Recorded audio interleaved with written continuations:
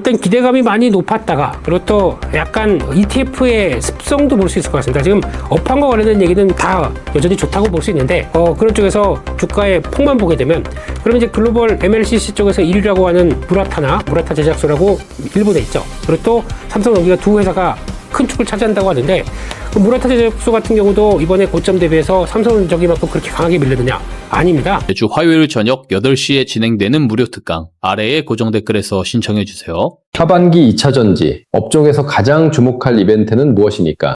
일단은 첫 번째로는 미국의 중간선거가 아닐까 생각이 되고 있고요. 이쪽에서 혹시나 트럼프 대통령이 뭐 여전히 입지가 강하게 나오는 결과를 가져갔다라고 하게 되면 신재생 에너지 쪽들은 뭐 그렇게 큰 재미가 없겠죠. 근데 혹시나 그게 트럼프 대통령의 지금 입지가 조금 흔들리는 쪽으로 결과가 나왔다라고 하게 되면 그동안 많이 위축됐던 2차전지가 이제 몸담을 수 있는 신재생 에너지 쪽들의 여러 가지 변화들은 더 많이 나올 수가 있기 때문에 그러면 또 센티적으로도 움직일 수 있는 모습들이 나오지 않을까 싶은 게 첫 번째고요.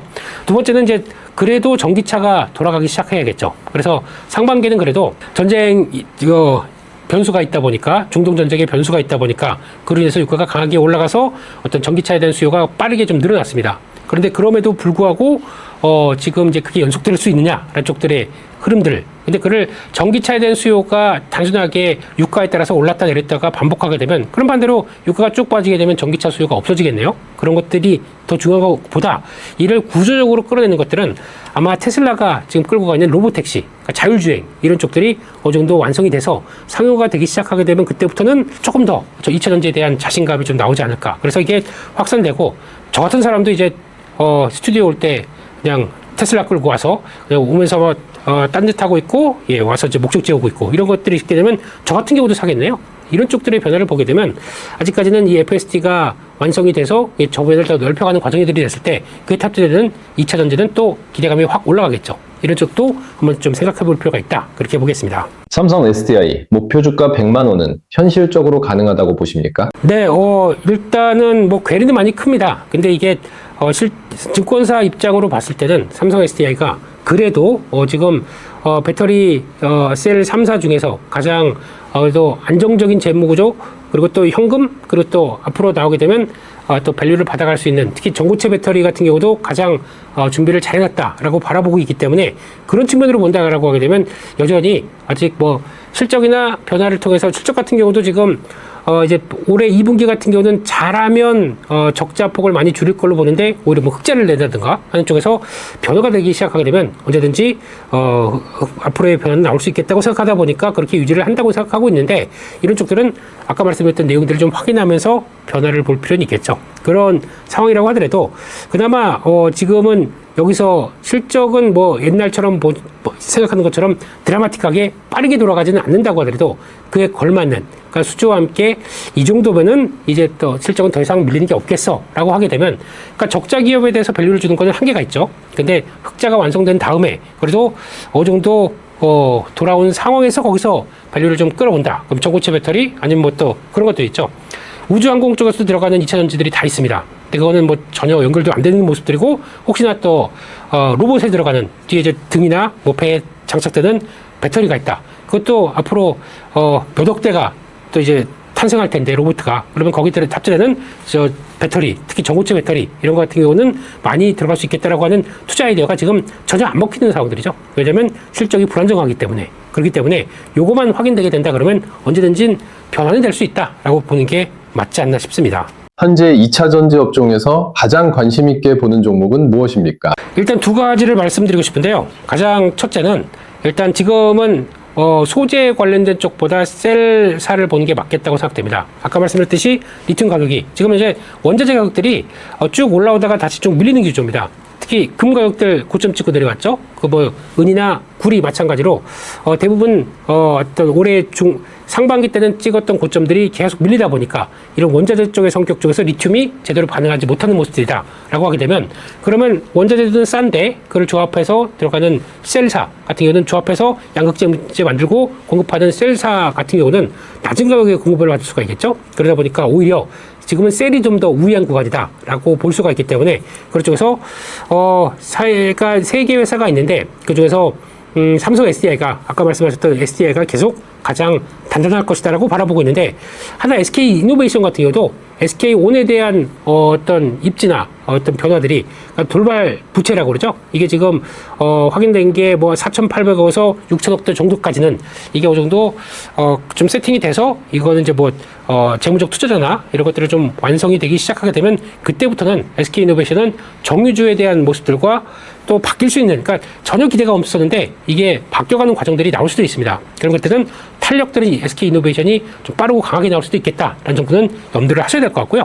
그리고 또 마지막으로는 포스코 홀딩스 같은 경우도 보셔야겠죠. 이 회사 같은 경우는 지금 아까 리튬 가격들이 이제 계속 빠지다가 턴하고 돌아가기 시작한다. 그러면 포스코 홀딩스 같은 경우는 이제 2030년 넘어가게 되면 신재생 쪽에서 친환경 에너지 쪽에서 절반의 매출을 끌어내겠다고 하는 쪽에 가장 핵심적인 종목이 핵심적인 섹터가 리튬 쪽입니다. 그래서 리튬을 지금 아르헨티나 염호 쪽에서 뽑아내서 그거를 출하를 이제 막 시작하는데 지금 가격들이 안 받게 되면은 빠르게 낼 수가 없겠죠. 가격들이 올라와서 적정하게 나온다. 그러면 그거 추출해서 팔기 시작하게 되면 포스코홀딩스의 실적에 배가가 될 수가 있기 때문에 그런 리튬 가격과 포스코홀딩스의 관점들은 같이 이어서 보는 게 좋겠다. 이렇게 말씀드리겠습니다. 삼성전기 급락의 가장 큰 원인은 무엇입니까? 네, 일단 기대감이 많이 높았다가 그리고 또 약간 ETF의 습성도 볼 수 있을 것 같습니다. 지금 업황과 관련된 얘기는 뭐 드릴 수가 다 여전히 좋다고 볼 수 있는데 그런 쪽에서 주가의 폭만 보게 되면 그러면 이제 글로벌 MLCC 쪽에서 1위라고 하는 무라타 제작소라고 일본에 있죠. 그리고 또 삼성전기가 두 회사가 큰 축을 차지한다고 하는데 그 무라타 제작소 같은 경우도 이번에 고점 대비해서 삼성전기만큼 그렇게 강하게 밀리느냐? 아닙니다. 중요한 61선 정도에서 버티고 있거든요. 그렇다는 얘기는 지금 MLCC나 아니면 AI 시대에 MLCC가 더 많이 쓰이는 과정들에 대해서 지금 많이 어떤 시장에서 센티가 어떤 업황이 꺾이느냐? 그건 아니기 때문에 그렇다고 하게 되면 그 이하로 맞았던 부분들은 아무래도 ETF와 관련된 쪽들 그리고 특히 한때는 저희가 지금 반도체 탑2 플러스라고 하는 이런 쪽들이 인기가 되게 좋았습니다. 왜냐면 삼성전자 하이닉스가 있고 거기에 추가로 삼성전기나 뭐 LG노텍 이런 것들이 들어가다 보니까 인기가 좋았는데 이번에 고점에서 조정을 받다 보니까 여기서 자금 유출이 또 빠르게 일어나기 시작하죠. 그러다 보니까 거기서 나왔던 흐름들까지 보게 되면 그럼 일단 팔아야 될 거 아닙니까? 자금 유출이 나가게 되면 그런 쪽에서 그 탑2 플러스니까 탑2라고 하는 삼성전자 하이닉스를 파는 것보다 플러스를 더 많이 플러스에 있던 위치된 종목들을 많이 팔다 보니까 또 모 운용사는 이쪽에서 신한이라고 말씀 안 드렸습니다. 모 운용사는 갑자기 리밸런싱을 얘기를 하면서 일단 LG노텍을 다 편출을 시켜버리다 보니까 주가가 급하게 밀렸었죠. 이런 쪽들이 나오다 보니까 그런 피해들이 그대로 고스란히 나왔다라고 보는데 그럼에도 불구하고 삼성전기에 대해서 주가에 대해서 부정적으로 볼 필요는 없다고 생각됩니다. 그 정도 확인되게 돼서 다시 나올 수 있는. 그래서 지금 주가가 많이 오르다 보니까 밸류 대비해서도 비싼 거 아니야? 라고 했는데 그에 따른 충분한 흐름들, 특히 MLCC와 기판 쪽의 두 축에서 MLCC 같은 경우는 일단 AI의 서버에 들어가는 고성능 MLCC는 정은 글로벌에서 무라타랑 지금 삼성전기밖에 할 수가 없습니다. 그런 상황 쪽에서 그게 그럼 단가도 당연히 뭐 3배에서 5배까지 높은 상황들인데 이걸 통해서 실적의 뚜껑을 열어봤더니 역시나 좋다. 그리고 앞으로 이거는 계속 증설을 해서라도 이쪽을 계속 더 집중하겠다라고 하게 되면 기대감이 높아질 수밖에 없는 추세겠죠. 그렇기 때문에 그런 실적 동향을 통해서 가이던스와 함께 확인되게 되면 더할 나위 없이 좋지 않을까 싶고요.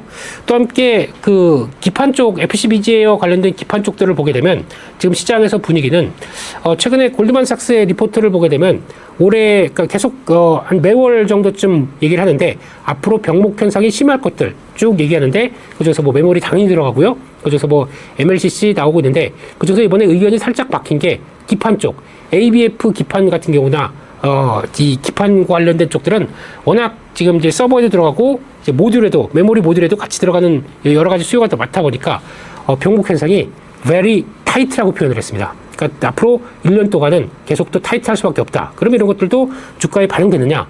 아직까지 덜 됐다고 봐야겠죠. 오히려 지금 시장에서는 뭐 TLB나 아니면 뭐 심텍, 대덕전자 이런 쪽으로 더 강하게 매수세가 오랜만에 들어오긴 하는데 이쪽들은 삼성전기나 LG노텍은 전혀 반영이 안 됐다고 하게 되면 이것도 후속적으로 들어올 수가 있겠죠. 그렇기 때문에 지금 같은 때는 단기적으로 한 140만 원대, 150만 원대 안착이 좀 중요하겠지만 거기서 좀 멀어진다. 그러면은 계속 트레이딩 기회는 나올 수가 있기 때문에 적어도 밀리면 관심 있게 보자. 그렇게 봐야 될 것 같습니다. 삼성전기 목표 주가 300만 원은 장기적으로 가능하다고 보십니까? 제 개인적으로는 한 200만 원대 중반 정도까지는 가능하지 않을까라고 바라봤는데 300만 원은 잘 모르겠습니다. 실적 뚜껑 열어봐야 될 것 같고요. 그러니까 지금 200만 원대 이상 넘어가게 되면 일단은 부담스러운 게 뭐냐면 지금까지 저희가 알고 있던 뭐 PBR이나 아니면 선행 PR로 준다고 하더라도 시장에서는 이 정도까지 강하게 줘야겠죠. 뭐 거의 80배 이상까지 준다라고 할 수 있는 쪽으로까지 모멘텀은 아직은 시장이 그림을 못 그리고 있기 때문에 그런 정도까지 회사가 걱정 없어요. 이제 앞으로 1, 2년 뒤에 가게 되면 이렇게까지 강하게 성장할 거예요. 라고 하는 그림만 보여주게 되면 그때부터는 밸류 1년, 2년짜리 끌어오는 거는 또 가능할 수가 있기 때문에 그때는 또 달라지겠죠. 근데 지금 이 시점에서는 일단 너무 목표가를 좀 높이 주진 마시고요. 이렇게 많이 빠진 자리 쪽에서 돌아가는 과정들, 그리고 또 주변 저항대 아까 말씀드렸듯이 140, 150만 원대 부분에서 큰 이탈 없이 잘 안착할 수 있는지 이런 것도 봐가시면서 지금은 목표 주가가 300만 원이야. 특히 증권사 리포트 보시면서 목표 주가는 보지 마세요. 이거는 아무 쓰잘데기도 없는 것들인데 숫자예요. 이게 만약에 한 달 뒤에 가서 목표가 300만 원 불렀던 쪽이 현실 그게 아닌 것 같아요. 한 200만 원으로 바꾸겠어요. 그러면 목표가 하향. 그것 때문에 주가는 또 출렁임이 나올 수가 있겠죠.